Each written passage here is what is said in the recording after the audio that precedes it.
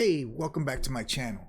My name is G and this is G's World and you're chilling with G today. Today I'm going to be reviewing a video called WTF is Warhammer, or what the fuck is Warhammer 40k? Explain full beginner's guide plus every major faction. I'll just bring it up so you guys can see it. And this is thanks to a brother on Facebook. Bring him up right quick. Sorry, but I got my OBS on this. I had to order a new cable. I got a little display right here, and the cable is not working, so I gotta replace it. Otherwise, I'd have all three screens dedicated to the whole thing. But yeah, let me go here right quick. Well, you know what? I don't want to show too much, so I'll bring it back here. But yeah, this was suggested by a brother by the name of Theodore King on the Warhammer community. So thank you very much, brother. I really appreciate this. I'm looking forward to watching this. There's quite a bit of videos, 161, plus there's another playlist that contains just about the same. So this is going to be a running series as I learn about the whole Warhammer 40k community, world, and everything. I have already watched a few videos. I did a Astartes the other day, last week, and I found it very interesting. After posting it on there, I got the suggestion to check out this guy's channel, Lutein09. As I said previously in the other video, my first introduction to Warhammer was Fire Warrior, game on the PlayStation 2. It's been years since I've played it. I am in the process of trying to find the right video capture card at a good price, and I may actually go back to it and play it all over again. And stream it on Twitch, but I'll keep you guys updated. And my other experiences are just like little bits and pieces of videos that I've seen throughout the years. I'm older now, and I find this very interesting. So yeah, I'm trying to think of too much stuff. Let's just jump right into this. I'm really excited. So yeah, what the fuck is Warhammer 40k? Explain full beginner's guide plus every major faction. So here we go, man. Let's check this out.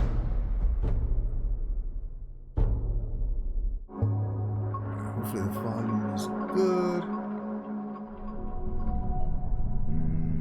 11.2. Turn it up a little more right there. Just be on the safe side. Because sometimes these videos are either too low or too high. This one sounds okay. What's my volume? 24. It sounded good. All right, let me read this. The Emperor of Man, the Carrion Lord, from whom 1,000 souls die every day, human blood, human flesh, the stuff of which the Imperium is made. Forget the promise of progress and understanding. For there is no peace among the stars. The universe is a big place, and whatever happens, you will not be missed. Blunt, cold, and to the point. Adeptus Illuminati 4967 461. Don't know what any of that means, but I'm hoping to find out. Right, everything's running. I got my little makeshift Steam Deck. And yeah, let's peep this out, man. I'm really looking forward to learning all this. Welcome to the first in my series of primers focused on the universe of Warhammer 40,000. If you're watching this, you may well be brand new to the all-encompassing hobby we call 40k. But what is it? What's it all about, and why should you consider looking into it any further? Well, for one reason, in recent times, people's appetites have been reawakened to highly immersive TV series like Game of Thrones, or movie franchises with a decent backstory. 40k goes considerably far beyond these examples. It is one of the biggest miniature wargames in the world, and features an ever-evolving story that expands in written text, video games, and of course its original and arguably most important feature, the miniatures and its tabletop game. It is created and owned by Games Workshop, a UK-based company producing tabletop games and associated materials. Now, I will cover elements of 40k as briefly as I can today, but I won't skimp on detail just for the sake of time. It's as to the point as I can make it, but if you want to know more about specifics, here on my channel I've covered in detail some of the core background areas of the game, which is continuing to expand. I'll also be continuing to produce these short primers to the world of 40k, and I'll also be continuing to make the longer form content which is featured regularly here on the channel. Often referred to by those already consumed by Warhammer 40,000 as the hobby, 40k is not one thing to one person. You know what? I want to throw this out. I just found out, 2 days ago, Henry Cavill, the guy that plays Superman and Man of Steel, he's like crazy into this. There's a video of him going to World of Warhammer headquarters. I may do a quick reaction on that later, but yeah, I just found that out, man. That's pretty fucking awesome. It is a highly detailed narrative spanning multiple empires, from world-ending galactic campaigns to lowly individual soldier stories. It is a series of usually middle-of-the-road video games with a few standout gems. It's a hobby of addictive miniature painting and crafting, and it is a tabletop wargame now established for over 30 years. It has spawned a variety of smaller games designed to be played without acquiring a huge army, games like Space Hulk, Necromunda and Kill Team, and these often require only say 6 to 10 pieces per side and are very accessible for new players, whereas standard Warhammer 40,000 tabletop may require larger armies with many pieces. Now, before we come to the lore, it is worth looking at the original tabletop game, as this will give you a better understanding of just everything about it. If you've never seen or encountered a tabletop game, this is not important. It's actually very simple. I have. I do volunteer work. I volunteer for comic book conventions. Not all of them, just two specific, C2E2 and Wizard World out here in Chicago. And I'm signed up for both. I'm just waiting for confirmation. I get on the crew, I put in some work, and then I get a free pass to just check out the rest of the show. Plus, while I'm on the crew, I get special access to specific areas of the show. There's always a section at a convention with tabletop games. I've always noticed them. Dungeons and Dragons, I don't even know, to be honest. But I've always seen them. And I've seen stuff like this, though I never put 2 and 2 together. But now that I know what I'm looking for, yeah, come April when I hit the C2E2, I'm definitely going to be peeping out for those sections of the show. I'm definitely going to peep them out. So yeah, let's keep going.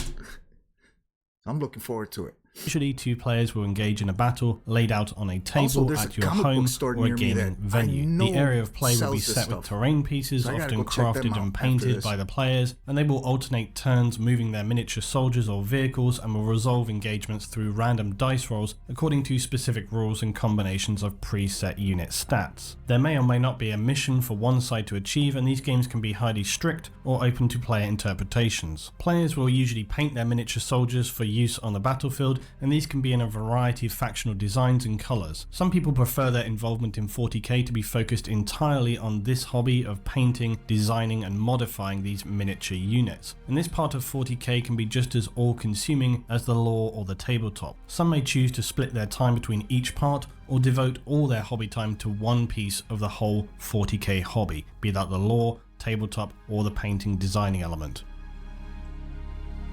Now comes the challenge for me, summarising 40k. So Warhammer 40,000 is set in the distant future, a future beset by galactic war from a skirmishing city turf war level through to planetary conquest and system-wide campaigns fought through its space and planets. It is far more pessimistic than most other deep lore universes and also regularly borders on what you would describe as space horror. Cool. Now 40k is primarily focused around humanity, which has through many thousands of years achieved an unimaginable level of technology, and then lost the majority of this zenith through a devastating war. Humanity after this ancient war was left broken and fragmented across the galaxy. It would be later reunified by one godlike individual known as the Emperor of Man, and he would set in motion the new order for mankind known as the Imperium of Man. But a devastating civil war known as the Horus Heresy would befall mankind before the Emperor could complete his goals for humanity, and he would instead now become a living corpse enshrined on Earth or Terra. Humanity would become shattered by this civil war, and after a slow, painful recovery, it has become for the longest time a stagnant civilization. Suffocating under its own bureaucracy, the Imperium has begun making the smallest steps toward advancement in the most recent days of its history, but it still stands as a strange juxtaposition of ancient tech that is beyond the comprehension of many of its citizens. It is a weak and precarious civilization, simultaneously able to wield immense military power. Humanity itself, through thousands of years of conflict with alien races who are more often than not excessively hostile, has become a highly xenophobic race. It views almost all other races as needing to be exterminated and has almost no morals or ethics as to how this is to be achieved. The galaxy-spanning empire of humanity is essentially a totalitarian state that worships the Emperor of Man. The Imperium of Man has large, if not complete, control over its citizens, including many aspects of their lives, economy, social life, education, private lives, science, and indoctrination into its ideology. Any who are not seen to be a follower of the Emperor may and will be persecuted as heretics, and this is often largely open to interpretation and leads to large-scale abuses of power and executions. The Imperium uses this deeply entrenched worship and imperial ideology to control and mobilize mass populations of its citizenry for its armies like the Imperial Guard and Imperial Fleet. It also will utilize its citizens to fulfill whatever role is needed. These roles can, and often are, fairly unpleasant, especially when the rule of law is often severe and absolute. Humanity also wields in its arsenal the Emperor's greatest gift, the military sledgehammer known as the Imperial Astartes. These are the iconic Space Marines, genetically enhanced superhuman warriors who represent the pinnacle of human modification and military power. Yeah, these are the guys that I've seen. These are the ones, aside from Fire Warrior, that I'm most familiar with, is these suits, the blue ones. Though I do get confused for now until later about the color of the helmets. I've seen like blue helmets, some with like insignias, others with like stripes. I'm assuming it's their rank, you know, kind of like Star Wars, you know, and Republic Commandos and like all their little sections of warriors and stuff like that. So yeah. Their forces have access to some of the most powerful weapons and force multipliers humanity wields. Much of this tech is ancient and requires careful care and repair by specialists dedicated to retaining this critical knowledge.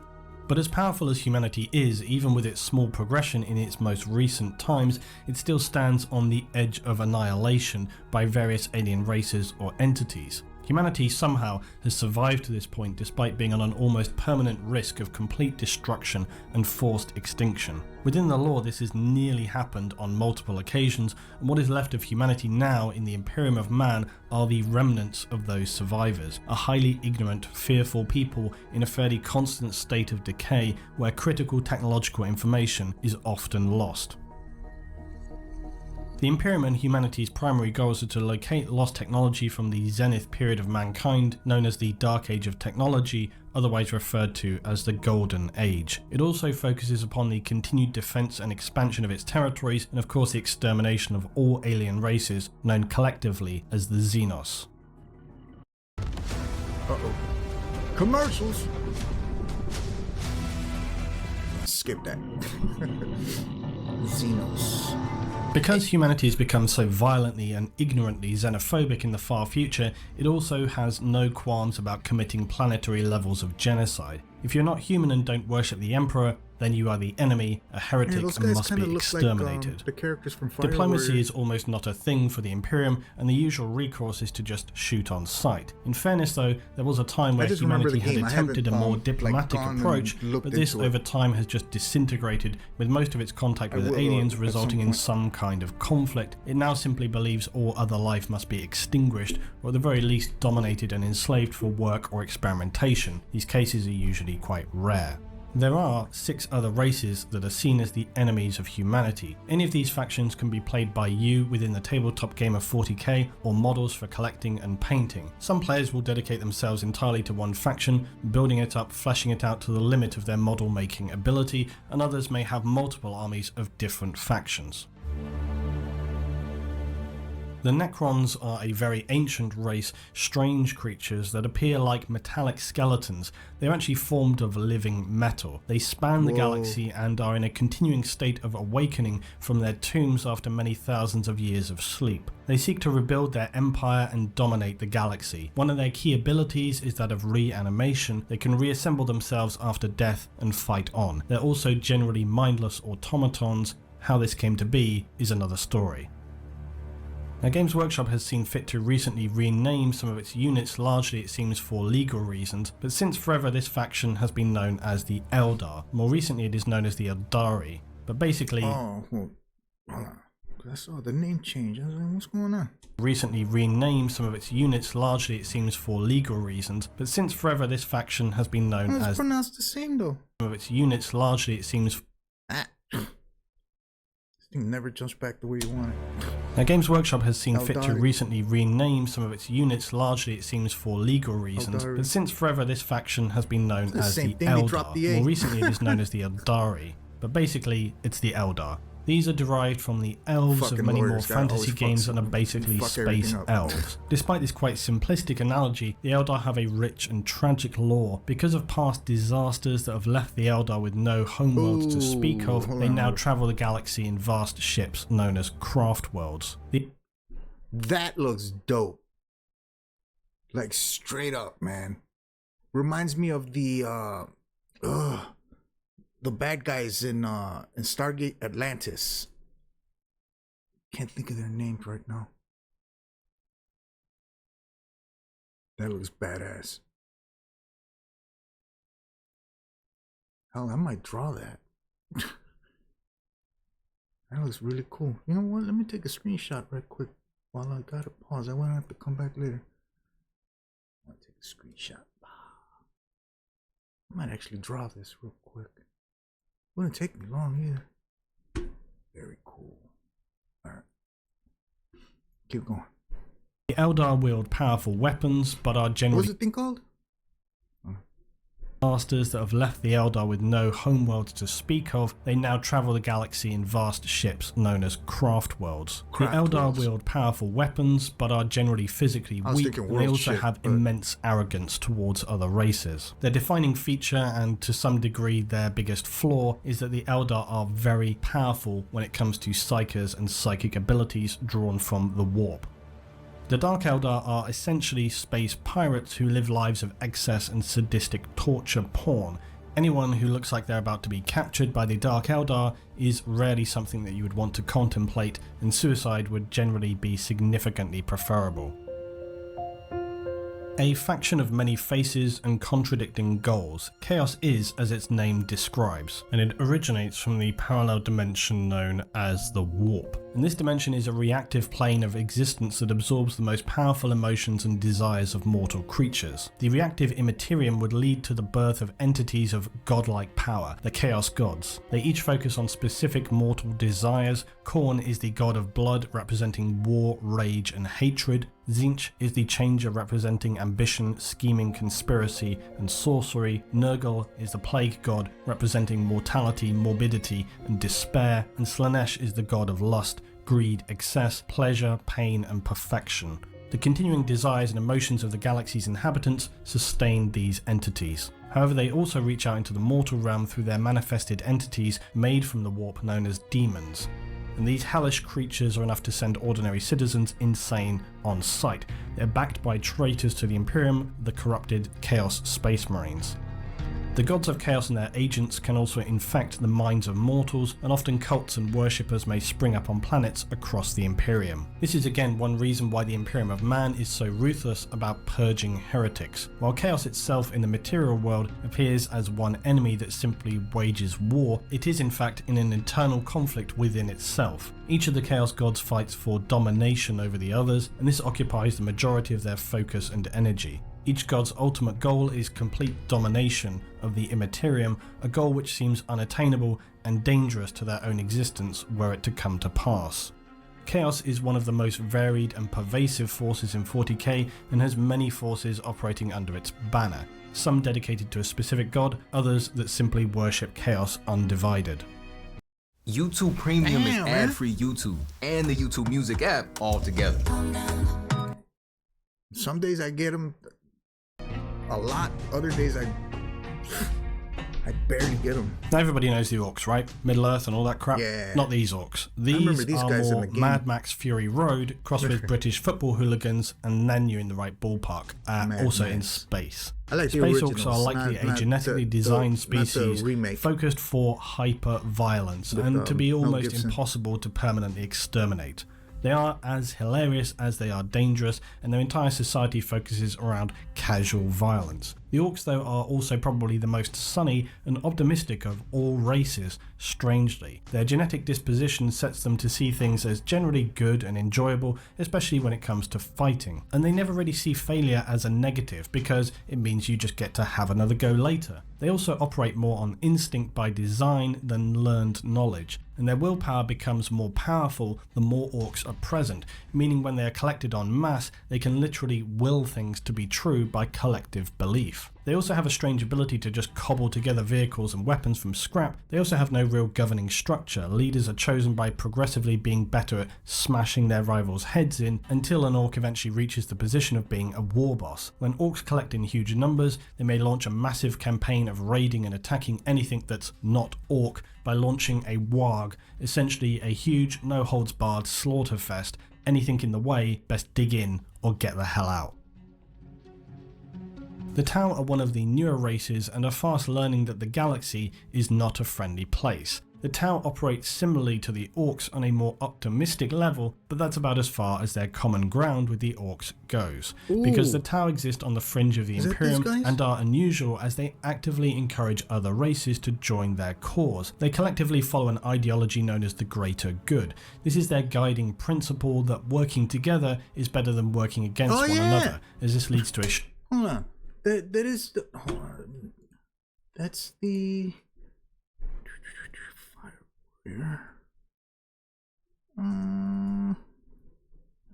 Warrior PS2. Yeah, that's the same guy. Look. Booyakacha. Look at that. This is the game. I got her over there. That's the Tau. Some good weapons too, man. I remember I got good memories of this game. I flipped it. It was hard. The last last couple stages were a bitch. Yeah, I'm looking forward to playing this again. But I gotta get me a video capture card because I wanna stream it on Twitch. Man, that's fucking cool, man. Now I know who these guys are. Alright, keep going. Stronger, more peaceful society. However, anybody who disagrees with this best prepare for war. To be fair though, the Tau do usually attempt significant levels of diplomacy before declaring their target a lost cause. Their military is largely focused around technology and ranged combat, something often mocked and derided by their enemies. The Tau themselves are comparatively weak and use other races absorbed into their faction to fight in close quarters. Tyranids are an unusual exception to all previous Xenos. They do not operate on an ideology, a political structure, or debatably a single leader. They are the most Xenos of Xenos and have begun a steady invasion of the galaxy. They are presumed to have arrived from beyond the borders of the known galaxy and are hostile in the extreme. They do not wield any technology as we would understand it, or their ships, forces and weapons are biological in origin. Tyranids are one of the most nightmarish factions within 40k. Their singular goal is biomass, that is to strip planets of all biological and mineral materials, leaving them barren, dead husks. They assault planets with extreme prejudice and will not cease their assault unless they are damaged to a point where their acquisition of biomass becomes negative to that being expended. They use all material to birth their forces on their vast bioships and recycle their own units by dissolving them back into the pool of biomass, which then they draw to create anything else they may need. They absorb the genetics of all that they encounter and use this to evolve and create more hostile and efficient creatures and biomachines to achieve their goal. They may also seed and infect planets ahead of time to often use the planet's own inhabitants against themselves when the Tyranids arrive to destroy the world. The Tyranids are controlled en masse by something called the hive mind. This is essentially a broadcasted collective consciousness that enables them the powerful skill of being able to operate as one, but made up of millions of individual entities across a planet. The Tyranids are... Can someone say the Borg? The hive mind. It's like right... I guess that's where the Borg came from then. Or was influenced. Wow. Horrific, seemingly unstoppable, and have already wrought terrible destruction upon many others across the galaxy. Many rumour that their already devastating campaigns are only the initial scouting parties to the Milky Way galaxy, and if this is true, the Tyranids could be the ones to end everything. Whoa. While not wanting to touch on the subject of psychic power too strongly in this video, many factions in 40k feature what are known as psykers. These are essentially individuals who can wield what you might describe in other universes as magic powers. Some factions have strong psykers and others have none, and these powers are drawn from the parallel dimension known as the warp or the immaterium. Individuals who can use these powers do so at considerable risk, as the warp is an unstable and dangerous realm. The relationship between real space and warp space is a complicated one and can affect many aspects of life in the far future, but this is something best covered in another video.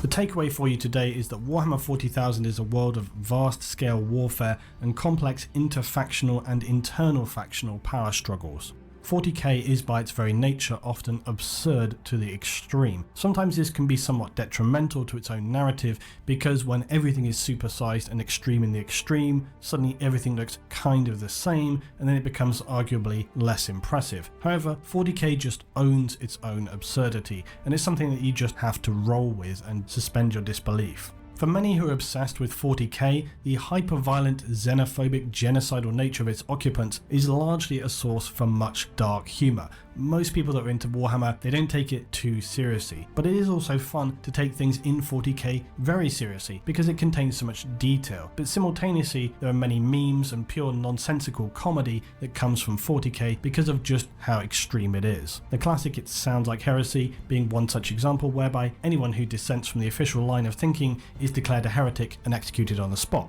It's one that I enjoy using all the time in the comments. And the key theme of 40k is purely about war. The lore is a vast, all-encompassing backdrop that stands on its own, but 40k for itself is all about the galactic wars that are unending. It's focused this way because it represents the background for a tabletop war game that is surprisingly about factional war. 40k itself operates on a fairly healthy dose of irony. Much of the events and organizations, forces and individuals often are the result of half-truths or pure indoctrination, and some of those that are held up as heroes are not what they appear to be, and as usual the context of events are very important, but many things can end up being actually quite subjective. The fact that the Imperium itself has through its devout worship of the Emperor now has its state religion embedded in almost everything it does, which is hilarious when you consider the Emperor of Man set out to eradicate religion from humanity entirely. Warhammer 40k draws from a lot of historical events and ideologies. It also borrows heavily from other settings like Dune, 2000 AD,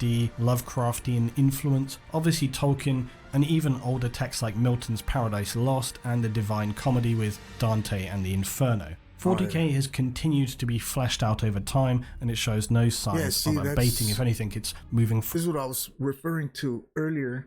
I've seen pictures of the blue Space Marines, but their helmets are painted differently. So I'm assuming that's rank. You know, if somebody can let me know in the comments below, that'd be much appreciated. But either way, man, it looks badass. Man, I can't wait for C2E2, man. Hold on. Now that I'm getting more and more familiar with this, like my eye will catch it.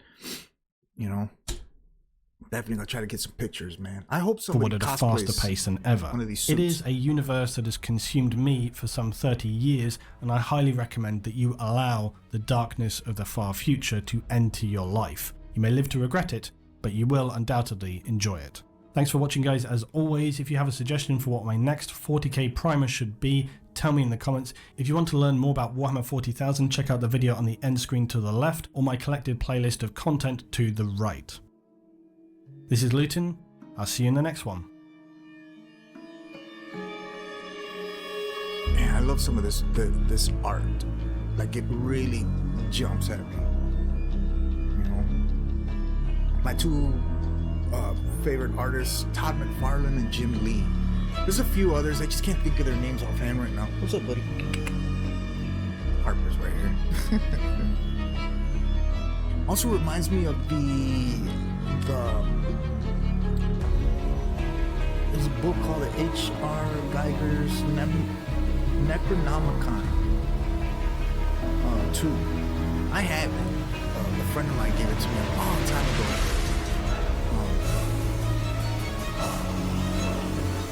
Cool ass art. I think the creator of the Alien, that whole world, is heavily influenced by this book.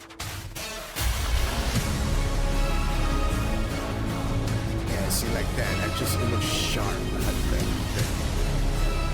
drawings, the art.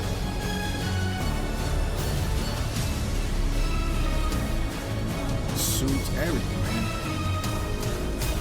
These guys are kind of wild too. Like living metal. It's like the T-1000.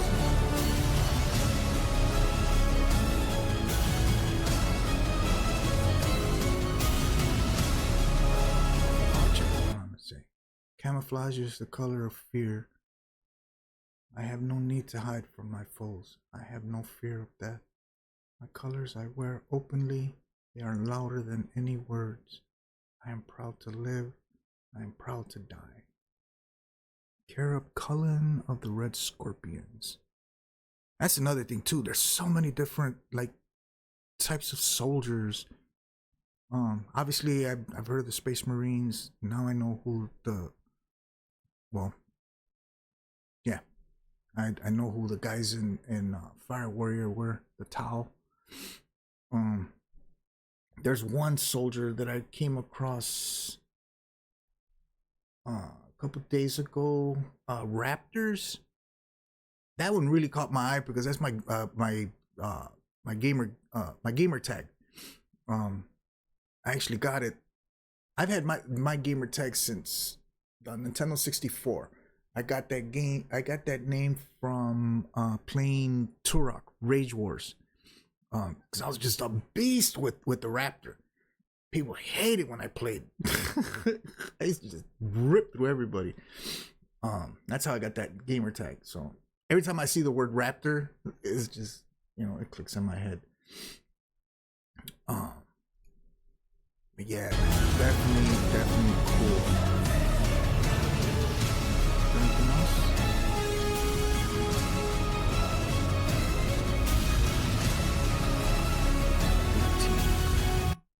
Alright, man, that's definitely dope.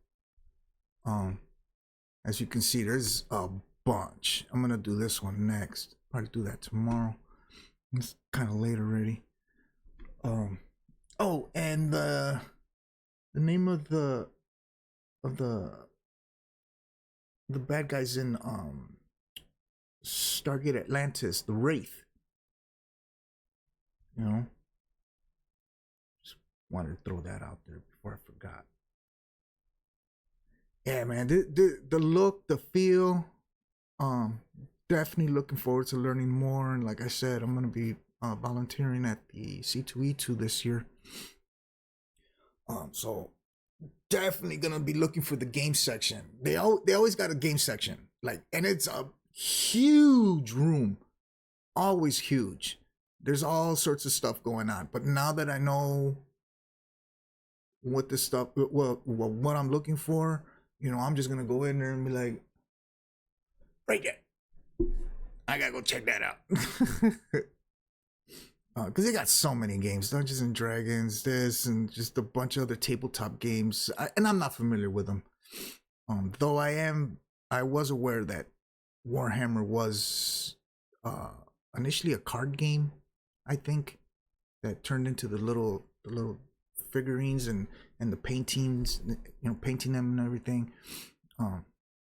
Henry Cavill does it too. He paints he paints the little soldiers and stuff like. I don't know what he's into. You know, as I said, I'm learning as I go. Also, I posted something earlier today. This is a little video that I found. It was another. Was that it? Oh, this one. It was some Black Templars from 40K. Yeah, I'll just show you. Oh, wait. It's a short, so yeah. The Black Templars are 100% insane, and I wouldn't have it any other way. Formed from the most devout and radical members of the Imperial Fists following the Horus Heresy, the Black Templars said no to almost every form of non-religious practice involving the Imperial cult and the formation of Space Marine chapters, and decided to reap a bloody toll across the universe in the name of the Emperor. They prefer melee as it's more honorable than shooting things like a ninny. They have weird and archaic chapter traditions, but that's the whole point. It makes them super unique, like how their chaplains have completely black armor and white iconography to represent that they are fully engrossed in the mentality of the chapter. Their current chapter master, Helbrecht, is insane. Their most famous character, aside from Sigismund, Grimaldus, is a war hero and also insane, and everything they do is the coolest thing I've ever seen. Holy Crusaders in black knight armor that never turn down any challenge no matter how ludicrous. Based. The Black definitely based. Yeah, I'm looking forward to learning about them guys too. And it's a huge world. But yeah, that's just wanted to throw that out there. Let me go back to my camera. Again, shout out to my boy Theodore King. Really appreciate it, man. Looking forward to learning more.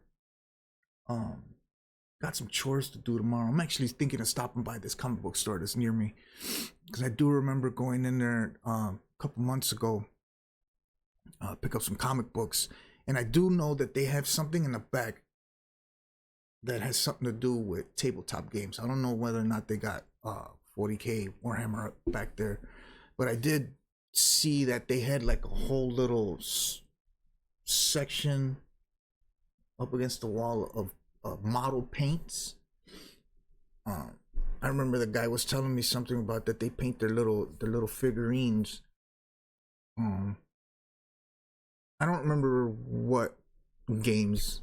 You know, I have a tendency to zone out when it's nothing interesting. So it just goes in one ear right out the other, and it's like, yeah, it's great, you know, have a nice day.